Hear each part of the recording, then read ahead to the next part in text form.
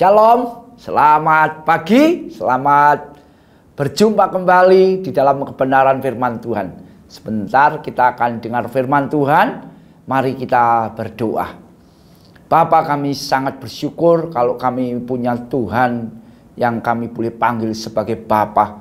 Bapa yang mengasihi kami, Bapa yang mencintai kami, Bapa yang memberkati kami, Bapa yang memegang seluruh kehidupan kami. Dan kami sangat bersyukur pagi hari ini Engkau memberikan berkat yang terbaik, yaitu kebenaran-Mu. Tuhan, kami berdoa biar hari ini, pagi ini, setiap kami yang mendengar firman-Mu, hati kami menjadi tanah yang baik sehingga firman-Mu boleh tumbuh dan berbuah dalam kehidupan kami. Mari Roh Kudus tolong kami, pimpin kami, urapi kami pagi hari ini. Dalam nama Tuhan Yesus. Amin. Shalom saudaraku, pagi hari ini saya mau bagikan apa yang sudah sering kita dengar dan beberapa kali saya juga membagikannya ya. Di dalam Injil Matius pasal 28 ayat 18 sampai selesai saya akan bacakan, dan pagi hari ini kita akan merenungkan dari sisi yang lain saudaraku ya. Dikatakan demikian firman Tuhan, Yesus mendekati mereka dan berkata, Yesus mendekati murid-muridnya dan berkata, kepadaku telah diberikan segala kuasa di surga dan di bumi.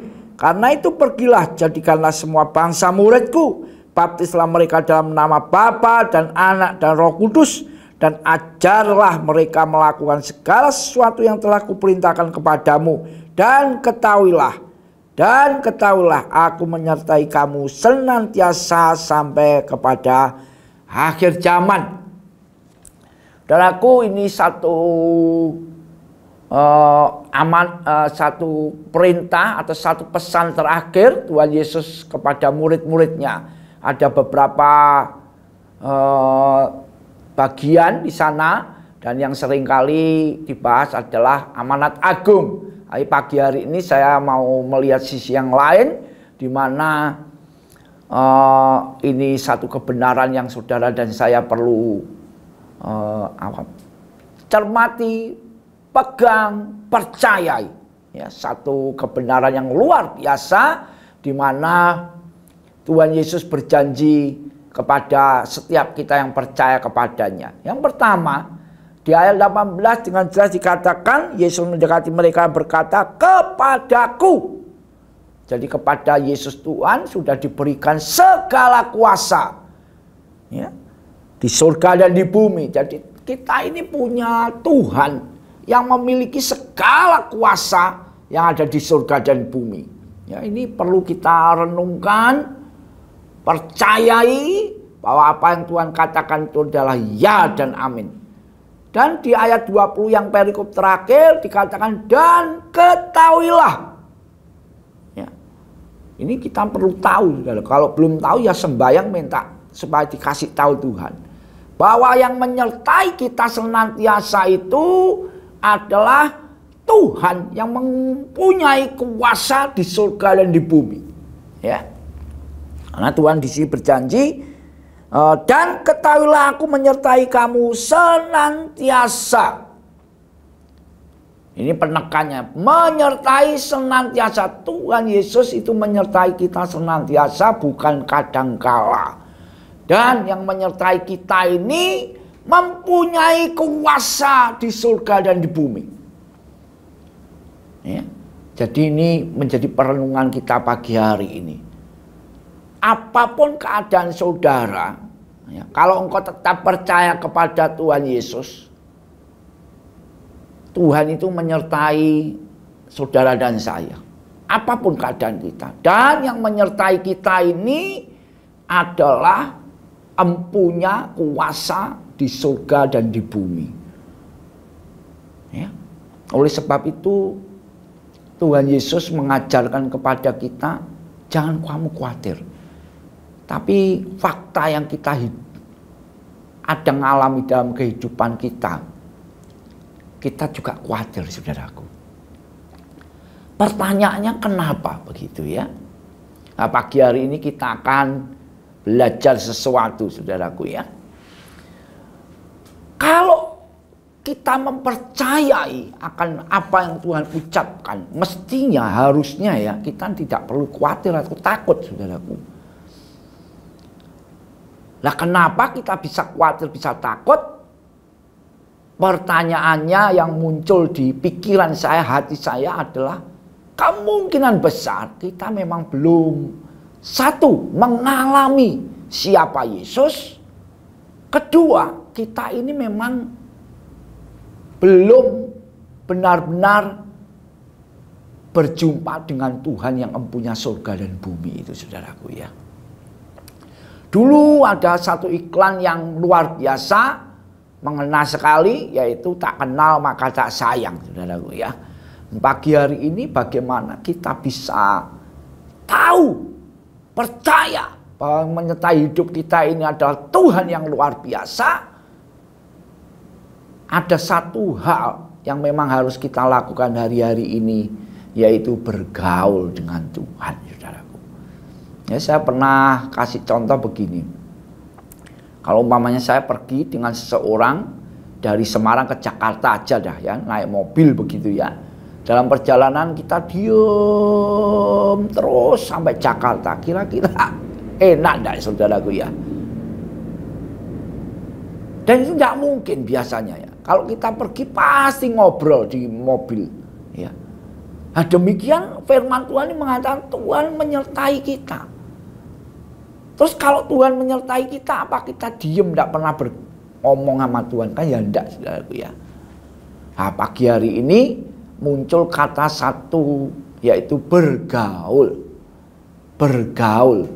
Bergaul itu artinya ya bergaul, saudaraku ya. Bergaul dengan satu tujuan, yaitu aku mengenal lebih dalam. Ayub bergaul karib dengan Tuhan di masa mudanya. Dan dia mengenali Tuhan. Dan waktu diuji, Ayub gagal, tapi Tuhan pulihkan. Ya.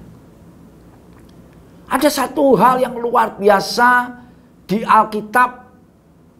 Sebagai contoh, Henok bergaul karib dengan Tuhan 300 tahun. Kemudian Henok diangkat Tuhan. Diangkat ke surga sama Tuhan. Ada satu tokoh lagi, Nuh. Kita akan lihat, saudaraku ya. Nuh di dalam Kejadian 6 ayat 9 saja ya. Dikatakan demikian. Inilah riwayat Nuh. Nuh adalah seorang yang benar dan tidak bercela di antara orang-orang sejamannya. Dan Nuh itu bergaul dengan Allah. Saudaraku, waktu saya merenungkan kisah Nuh ini ya, wah memang berat, saudaraku ya.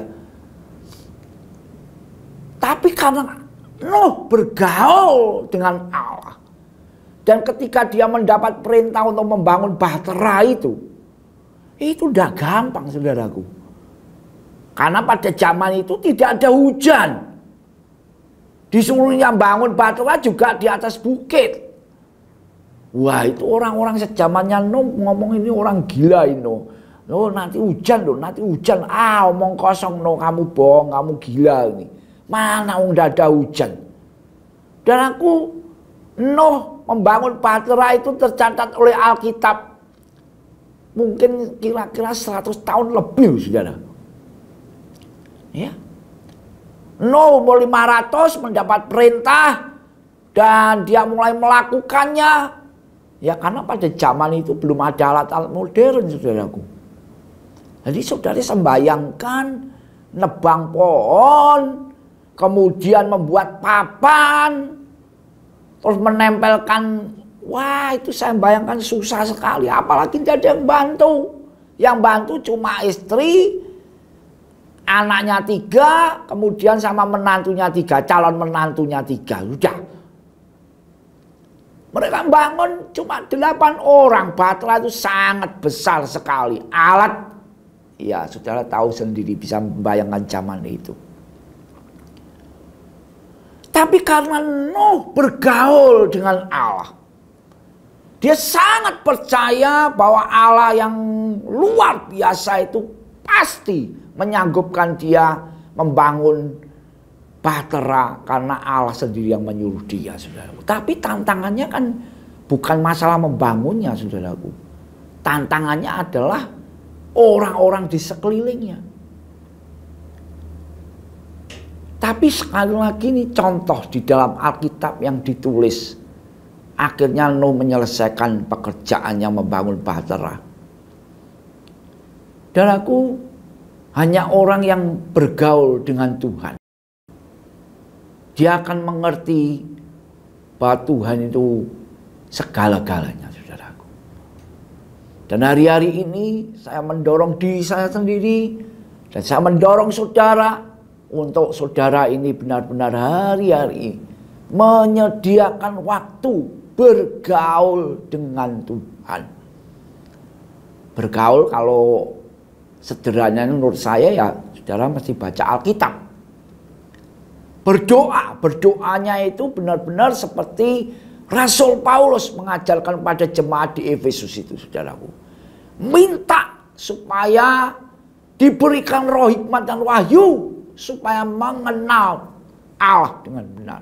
Yang kedua, meminta kepada Tuhan supaya mata hati kita ini jadi terang, supaya kita melihat pengharapan, panggilan di dalam Yesus Tuhan. Jadi hari-hari ini, hari-hari buat saudara dan saya untuk serius sama Tuhan.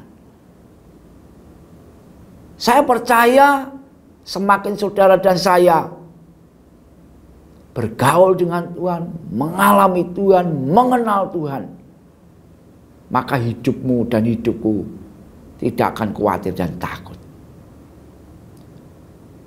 Tuhan memberkati. Amin. Mari kita berdoa. Bapa, kami sangat bersyukur buat pagi hari ini. Firman-Mu sudah kami dengar dan kami percaya Tuhan bahwa firman-Mu ya dan amin. Roh Kudus tolong sekali lagi setiap kami untuk benar-benar kami boleh melakukan akan kebenaran firman Tuhan. Dalam nama Tuhan Yesus. Amin. Tuhan memberkati.